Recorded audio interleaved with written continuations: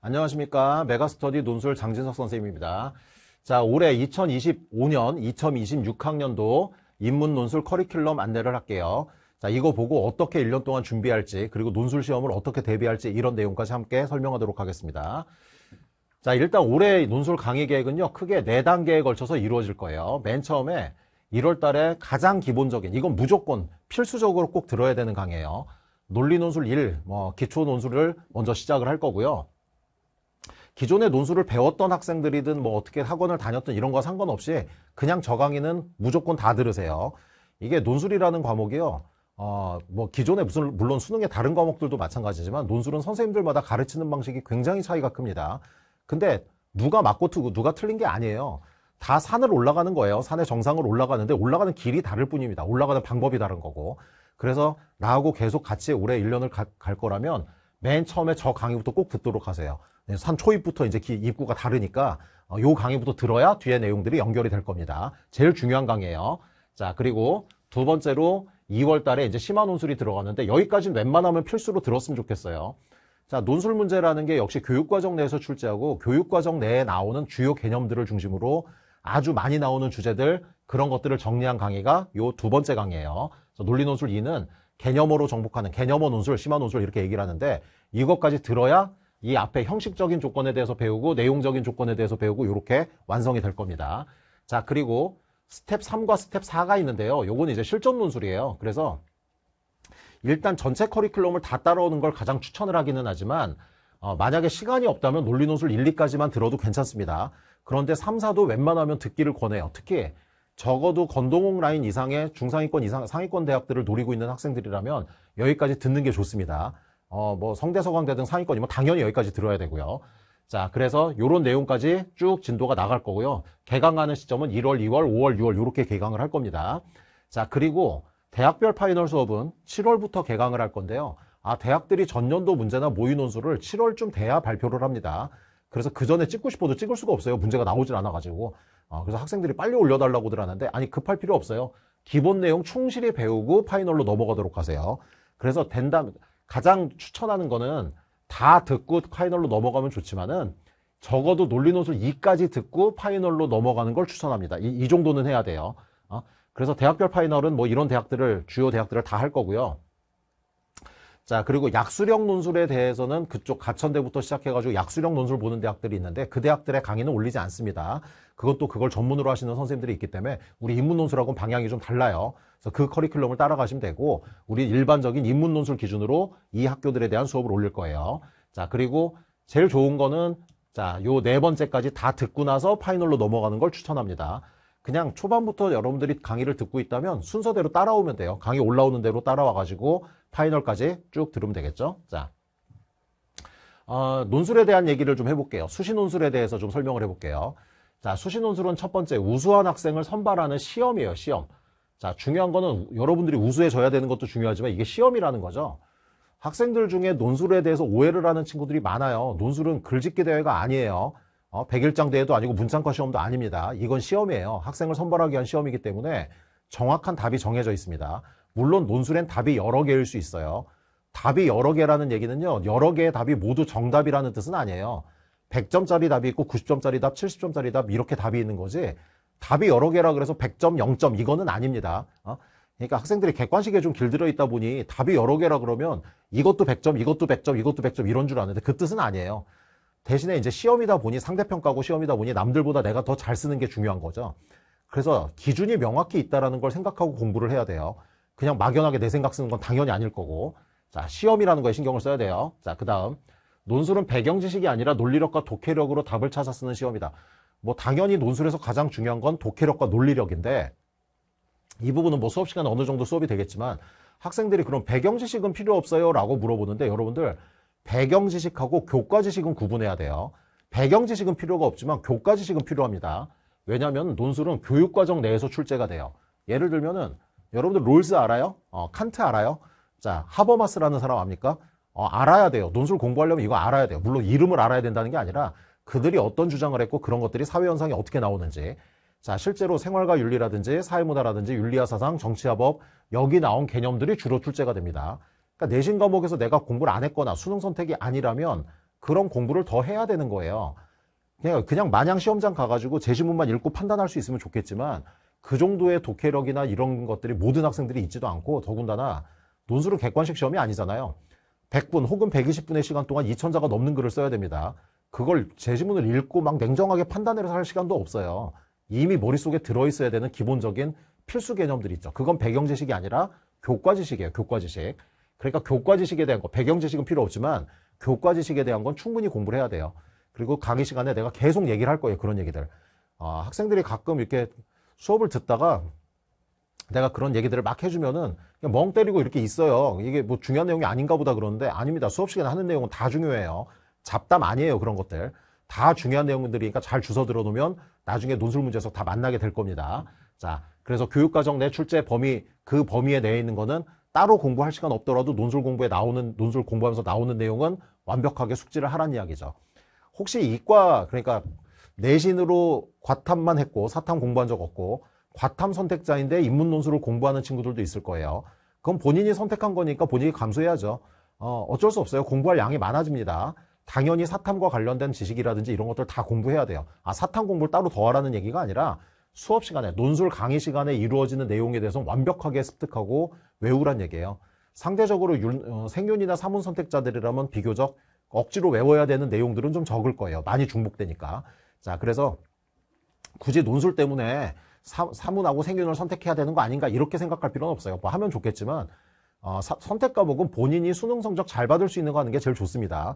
그런데 특별히 나는 선호가 그렇게 별로 없다, 아무 과목이나 해도 상관없다 싶으면 생윤 사문을 하는 게 논술 공부하는 데는 가장 도움이 돼요. 그게 가장 이제 써먹을 때가 많을 겁니다. 자, 네 번째, 논술이라는 게 사고방식의 변화가 필요한 과목이에요. 그러니까 단기적으로, 단편적으로 해가지고는 만만치가 않습니다, 이게 왜 그러냐면, 블룸이라는 인지심리학자가 있는데요. 교육 심리학 연구하신 분인데 인간의 두뇌를 분석했어요. 두뇌를 분석해 봤더니 이렇게 지식, 이해, 적용, 분석, 종합, 평가 6개 영역이 있다는 거죠. 자, 이 중에서 여기까지 지식과 이해, 외운 걸 바탕으로 이해했는가를 묻는 게 바로 내신 시험이에요. 내신. 그리고 그걸 다른 사례에 적용할 수 있는가를 묻는 걸, 이걸 수능 시험에서 출제를 합니다. 그러니까 대부분의 학생들은요, 지식, 이해, 적용 능력에 대해서는 훈련이 잘 돼 있어요. 수능식 사고방식에 잘 적응이 돼 있는 거죠. 논술은 뭘 물어보냐면 이만큼을 물어봐요. 이게 논술의 영역이에요. 그러니까 논술이라는 거는 우리가 평소에 잘 쓰지 않은 분석 능력과 종합 능력이라는 상위 능력을 묻기 때문에, 그래서 처음에는 이게 어떻게 연결되지? 뭐 이런 생각들이 들 거예요. 무슨 얘기냐면 실제로 학생들 많이 봤어요. 국어도 잘하고 탐구도 잘해요. 사탐도 잘해요. 그래서 국어도 1등급, 1, 2등급, 사탐도 1등급 이렇게 나오는 친구들인데, 뭐 예를 들면 윤리도 잘하고 국어도 잘하는데, 논술 문제는 예를 들면 문학작품하고 뭐 롤스의 이론이나 뭐 이런 것들이 이렇게 나와요. 그리고 이 두 개를 각각 물어보면 잘하는데, 논술 문제는 옆으로 이렇게 물어봅니다. 여기에 영어 지문에 나오는, 영어 제시문이 아니라 영어 지문에서 읽었던 그런 내용들, 뭐 다른 데서 읽었던 그런 글들, 이런 것들이 엮여서 이렇게 출제가 돼요. 이런 게 바로 종합 능력이죠. 그러니까 단편적 지식을 묻는 게 아니다 보니 학생들이 굉장히 좀 낯설어합니다, 처음에는. 그러니까 실제로 국어나 탐구를 잘하는 친구들도요, 논술 못하는 애들 되게 많아요. 종합 능력이 떨어져서 그래요. 자, 여러분들 이거는 굉장히 훈련을 해야 되는 부분이고 단기간에 갑자기 생기는 능력은 아닙니다. 그러니까 논술은 꾸준히 하는 게 중요해요. 꾸준히. 자, 또 많이 쓰는 사람이 갑이에요. 무조건 논술은 많이 써야 됩니다. 이건 객관식 시험이 아니잖아요. 그러니까 또 쓰고 이 다 여러 번 쓰라는 건 내가 수업 시간에도 많이 얘기할 거야. 어떤 식으로 써야 되는지. 무턱대고 쓰라는 게 아니라 쓰는 방향은 정해져 있어요. 자, 그래서 많이 써야 되고, 그 다음에 기본 원리는 모든 대학이 같습니다. 그게 무슨 얘기냐면 약수령 논술을 제외하고요, 우리나라 연고대부터 시작해가지고 인문 논술을 보는 모든 대학은요, 기본 논리는 똑같아요. 단지 문제를 물어보는 패턴이라든지 형식이 다를 뿐인 거지 원리는 똑같습니다. 원리는. 그래서 지금 당장 특정 대학을 목표로 준비하는 건 큰 의미가 없어요. 일단은 기본 원리를 배우는 기본 강의 잘 듣고, 그리고 나서 나중에 수능 최저와 내신 고려해가지고 그 다음에 원서 지원을 하는 거죠. 그래서 학생들이 가끔 그런 경우 있어요. 특정 대학만 목표로 한다 그래가지고, 예를 들면 뭐 성대가 목표예요 그래가지고 3월 달부터 성대 기출문제를 막 15년치를 풀고 있어요. 아니, 그렇게 공부하지 마세요. 그거 별로 안 좋은 방법입니다. 그렇게 하면 그 문제 어차피 안 나와요. 대학들은 문제를 돌려가면서 내기 때문에 다양하게 다른 대학 문제를 보는 게 훨씬 더 도움이 됩니다. 그래야지 논술의 근본적인 원리나 이런 것들이 파악이 더 잘 되는 거죠. 그 대학별로 공부하는 건요, 기본 강의 다 끝내고 9월 달에 수시 원서를 쓰고 난 다음에 그 다음에 집중해가지고 대학별 파이널 준비할 때 그때 집중해서 써봐도 괜찮아요. 그러니까 일단 기본 원리는 다 똑같이 배워야 됩니다. 자, 그리고 논술은 국영수 같은 한 과목으로 쳐야 돼요. 이게 국영수만큼 공부하라는 뜻이 아니에요. 당연히 국영수를 훨씬 많이 해야죠. 수능이 기본이니까. 근데 국영수를 공부할 때 여러분들은 시간을 정해놓고 하죠. 일주일의 계획, 하루의 계획을 세워놓고 하잖아. 논술도 그렇게 하라는 얘기예요. 내가 여러 번 강조하겠지만 논술은 무조건 오전에 아침에 시간 정해놓고 하는 게 가장 좋습니다. 그리고 공부할 시간도요, 엄청난 많은 시간 필요한 게 아니에요. 일주일에 3시간에서 많으면 5시간 정도 투자하면 됩니다. 그럼 하루에 30분에서 40분, 길면 하루 1시간 정도란 얘기거든요. 그 정도는 뺄 수 있어요. 여러분들 유튜브 보는 것만 버려도 하루에 30분 이상은 뺄 수 있을 거예요. 그러니까 그 정도만 꾸준히 투자한다면은 국영수처럼 정해놓고 시간표에 딱 박아놓고 이렇게 공부를 하면 분명히 사고방식의 변화나 이런 것도 자연스럽게 이루어질 거예요. 자, 입시가 다 그렇지만 뭐든지 올인 위험합니다. 수능 올인도 위험하고요. 논술 올인도 위험해요.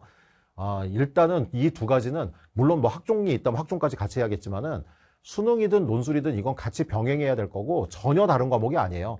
내가 다른 캐스트에서도 얘기를 했지만 수능의 연장이 논술이에요. 그러니까 두 개 같이 공부할 수 있는 과목이고 공부하다 보면 알 거예요.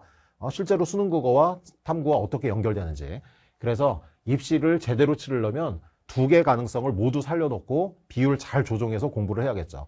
자, 수시 논술에 대해서 이제 오해와 진실이 있으니까 그걸 좀 얘기를 해볼게요. 자, 이제 그런 얘기들을 많이 해요. 논술은 운 아니야? 뭐 이런 얘기. 논술은 로또다. 뭐 이런 얘기를 많이 해요.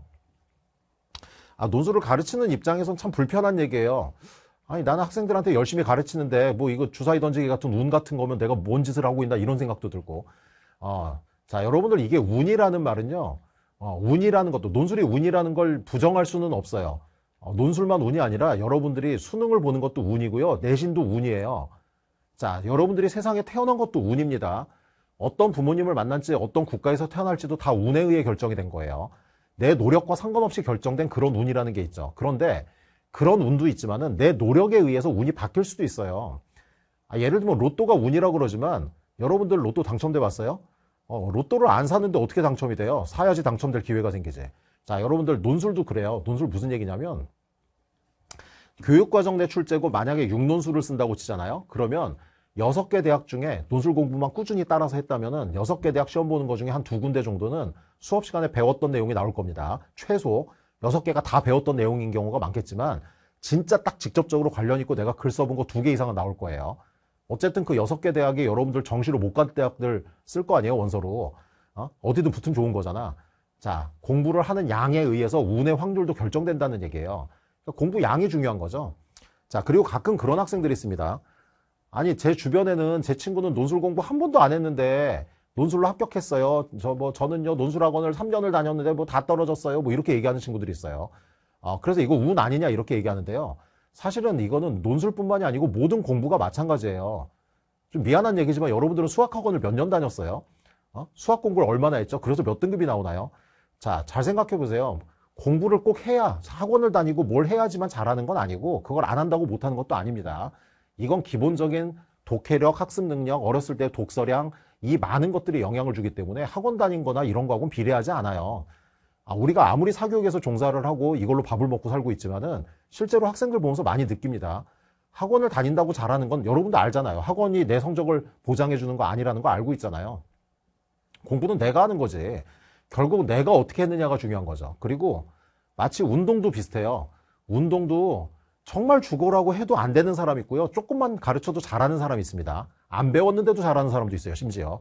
사실 논술도 그런 영역이 어느 정도는 작용을 합니다. 그래서 이게 100% 운이라기보다는 여러 가지 요인이 작용을 하는 거죠.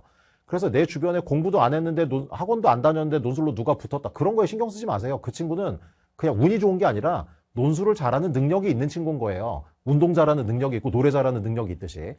반대로 내가 그런 능력이 좀 부족하면 그만큼 더 노력을 하면 되는 거죠. 자, 그래서 무조건 운에 맡기거나 이렇게 막연하게 그냥 대충 찍어서 어디 우연히 되거나 이런 일은 없어요. 노력한 사람에게 충분히 그에 대한 보상이 갈 거란 얘기입니다. 자, 논술에 투자할 시간 없다고요? 자, 논술 공부에 엄청난 시간 투자하라는 거 아니에요. 앞에서도 얘기했지만 주당 3시간에서 4시간, 많으면 5시간 정도 하면 됩니다. 자, 이거 여러분들 공지사항에다가 합격 수기를 올려놨어요. 2025학년도 요번 입시에서 이제 합격한 친구들, 뭐 다 받은 건 아니고 나한테 이제 메일을 보내준 친구들 것만 올려놨는데, 물론 그 친구들 다 합격자 인증한 그 합격 증서 다 확인한 친구들입니다. 자, 그 친구들의 그 스토리를 한번 쭉 보세요. 일주일에 몇 시간 공부했는지. 무슨 뭐 매일 몇 시간씩 공부하고 이런 거 아니에요. 대신에 대부분의 경우는 꾸준히 공부했다는 게 중요합니다. 꾸준히 나눠서 꼼꼼히 하면은 충분히 승산이 있어요. 그러니까 엄청난 시간 들어가는 거 아니니까 너무 부담 갖지 말란 얘기입니다. 자, 그리고 수능 점수로 결정난다고요? 가끔 그런 얘기들을 하는 친구들이 있는데, 논술은 엄청 못했는데 수능을 잘 봐서 납치됐다든지, 그거 불가능한 얘기예요. 구조적으로 불가능합니다. 왜냐면은 대학에서는요, 내가 수능 최저를 통과했는지 통과하지 않았는지만 보는 거예요. 안 그랬다간 대학 큰일 나요, 그거. 옛날에 한 10여 년 전에는요, 실제로 그런 일들이 있었어요. 학생 수능 점수 보고 막 백진했는데 뽑아버리고 이래서 수시 납치하고 이런 경우가 있었습니다. 그래서 그 뒤에 법이 바뀐 거예요. 대학들이 그랬다간 그 감사 맞아요, 그러면. 그래서 절대로 그런 일은 생기지 않습니다. 실제로 합격 후기 보면요, 그 친구들 실제 올해 본 수능 성적이 나와 있어요. 딱 보면 알 거예요. 와, 이 성적으로는 납치 안 하겠다, 이 생각이 들 거예요. 다 최저만 넘기면 조건은 똑같습니다. 문제는 뭐냐면 최저를 맞추는 게 만만치가 않다는 얘기죠. 우리 고3들은 잘 들어야 돼요. 여러분들이 생각하는 것보다 최저 맞추는 거 훨씬 어렵습니다. 내가 아무리 논술을 가르치지만 가장 중요한 건 수능이에요. 왜냐면 죽어라고 1년 내내 공부를 시켜놨는데 수능 최저 못 맞춰서 논술의 기회 다 날려먹는 친구들을 너무너무 많이 봤어요.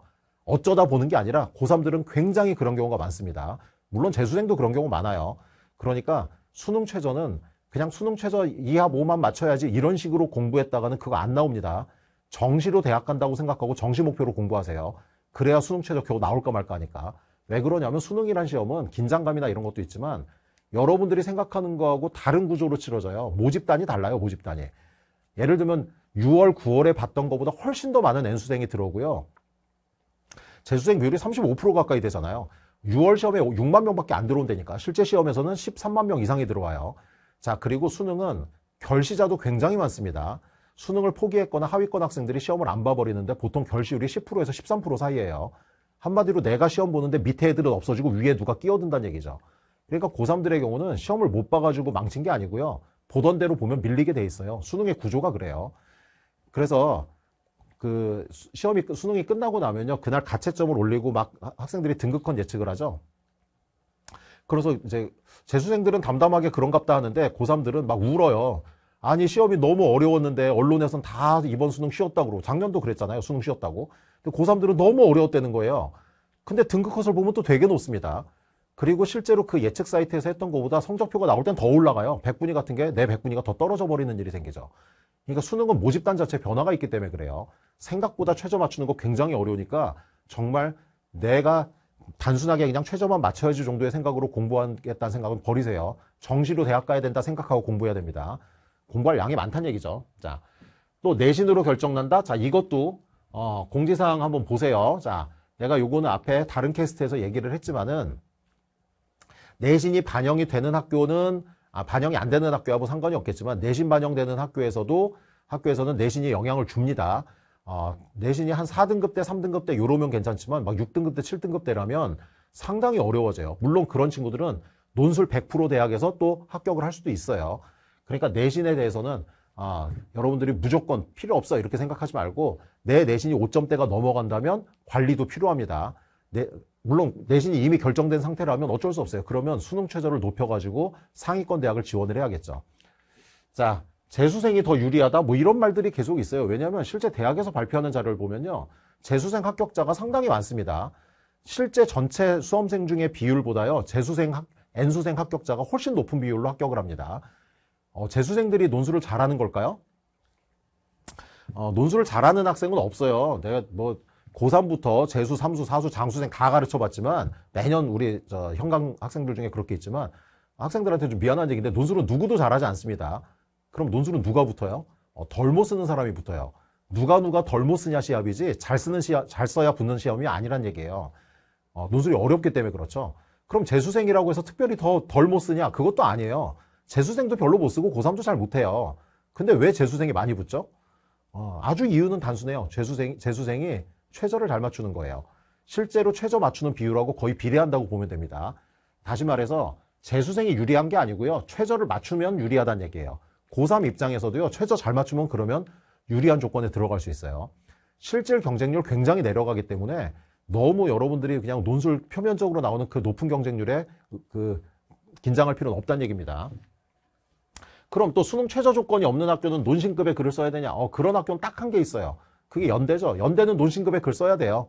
그런데 연대를 제외한 나머지 수능 최저가 없는 학교들, 예를 들면 광운대, 단국대, 인하대, 아주대 등등등 몇 개 학교들이 이제 수능 최저가 없습니다. 그럼 수능 최저가 없으면 진짜 막 천재들이 와가지고 대단한 글을 쓸까요? 그렇지 않아요. 실제로 그 학교들을 지원하는 학생들은 최저가 불안하기 때문에 쓰는 친구들이 많습니다. 물론 나는 진짜 단국대나 인하대를 갈 거야 라고 해서 쓰는 친구들도 있겠지만 수능 최저가 불안해서 쓰는 경우들이 많기 때문에 실제로 앞에서도 얘기했잖아. 수능의 학습 능력과 논술 능력은 거의 비례하는 경우가 많아요. 쉽게 말해서 최저 없는 대학에 시험을 보는 친구들은 논술도 그닥 잘하지는 않습니다. 미안하지만. 그래서 그렇다고 해서 무조건 쉽다는 뜻은 아니에요. 대학에서는 그 대학들도 알겠지만은 정시로 가려면 굉장히 높은 성적을 맞아야 돼요. 무슨 뭐 4, 5등급대 애들이 갈 수 있는 학교는 아니야. 그러면 그 학교들에서는 왜 내신을 안 볼까? 최저를 안 볼까요? 논술의 변별력이 상당히 높다는 얘기죠. 자, 실제로 단국대, 인하대 문제 굉장히 어렵습니다. 아주대도 어렵고요. 아주대 문제는 거의 고대 수준으로 내는 것 같아요. 단국대 문제 진짜 어렵습니다. 시간 안에 그거 다 쓰는 것도 어려워요. 그러니까 대학들은 분명히 어떤 칼을 갖고 있어요. 내가 이렇게 해가지고 이 정도의 난이도로 똘똘한 학생 뽑아야지 이런 게 있다는 얘기죠. 그러니까 많은 학생들이 단국대든 인하대, 아주대든 이 학교들은 그냥 최저가 안 되니까 쓰는 이렇게 소극적으로 지원하는 경향이 있는데 그러지 말고 논술 공부 충분히 한 학생들이라면 나중에 혹시 수능을 정말 망해가지고 최저가 안 나올 걸 대비해서 지원을 한다면 승산이 있습니다. 논술 공부 잘했다면. 그래서 논신급까지는 아니더라도 최저가 없는 대학보다 잘 써야 되는 건 맞아요. 그건 확실히 맞아요. 논술 문제가 어려우니까. 자, 그 다음에